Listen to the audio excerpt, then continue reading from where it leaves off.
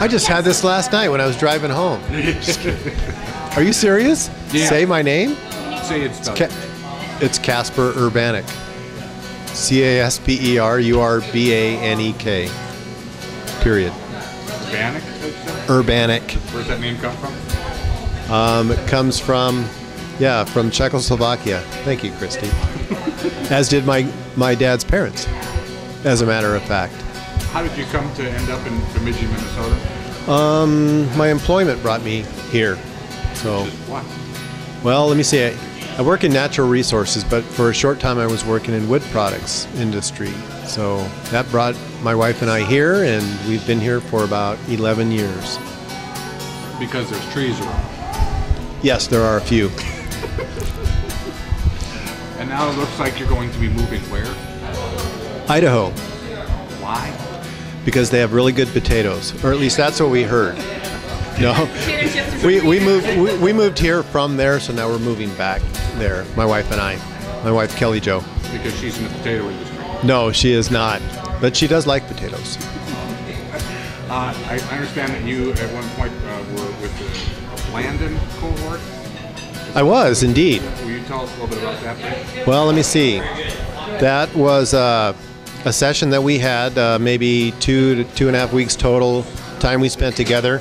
Oh, about 15 of us, and we talked about community involvement, leadership in our community, and the neat thing about the sessions were we came from all walks of life, and we were all different ages and different careers, if you will, and came together and worked on things in our local community here, which is where we all live, and it was a real exciting experience.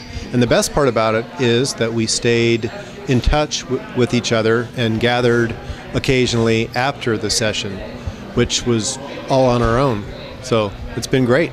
Awesome. So, and I don't even like saying it, but the takeaway. You just said it, Mr. Cliche Man. What did you primarily take away from the leadership part of it, the outlook? Well, a number of things. I think just the fact that here's another cliche, we networked. So we kind of, we developed this core group of folks in the community who could get together or who could communicate with each other on different social and economic issues in our community, and it was as a result was a group that we could contact each other, on occasion, and say, let's get together and talk about this, or hey, I've got this project I'm working on in the community. Do you have time to help, or do you know anybody who could help me with this project? I think that was one of the biggest things that we got out of this group gathering with Blandon Leadership Foundation. Why are social issues important to you, civic duty and the like? Well, let's see. Why is it important to me? Well, I think from a selfish standpoint, I learn a lot about myself when I go out in the community and I try to get to know other folks, see what maybe some of the issues are and how I might be able to add some value into somebody's project they're working on in the community. Let me see, I'm trying to think out loud here. What was the question again? Oh, what do I think is important about being involved in the community? Well, it's my community, and it's only going to be as great as I work towards with others making it. So I don't want to just exist in my community. I want to be my community, part of my community. I think that's really kind of how I feel. And the older I get, the more involved I want to be, and the more I want to get to know other folks and what brings them here, what their likes, dislikes, and make this a great place. What did you dislike about Bemidji? Nothing, absolutely nothing. Not even the 35-degree below weather when I was outside working in the wintertime as a forester. Awesome. Oh wait, I take that back. The only thing I disliked were the mosquitoes. I noticed the really big ones had wood ticks on them, but I'm not really sure. What did you love about it? The people. The fall is beautiful, but as far as trees and the fall colors, but some of the friends I've made here, I won't soon forget. So that's the best part about it. Relationships, that's what I'll miss the most. So, in that case, parting words, my dear friend? Parting words, I'll tell you what, I'll share some words that Dave, our former mayor, shared with me when we were at Blandon, and when we were roommates, and he said to me, Casper, I've come to realize that life is like a roll of toilet paper. The closer you get to the end, the faster it goes. The end. And Bill and Dennis. That's perfect. Yep, and they said fine. Okay. I'll go ahead and make that tonight. Yeah, everybody's smiling. That's what I'm going to volunteer. Okay, Casper is leaving. Is there anything you'd like to say to him other than don't let the screen door hit you on the rear end? Casper, I can't believe you're leaving us. All of this training that we put into you, all the Blandon education, and you're going to go and take it to Idaho?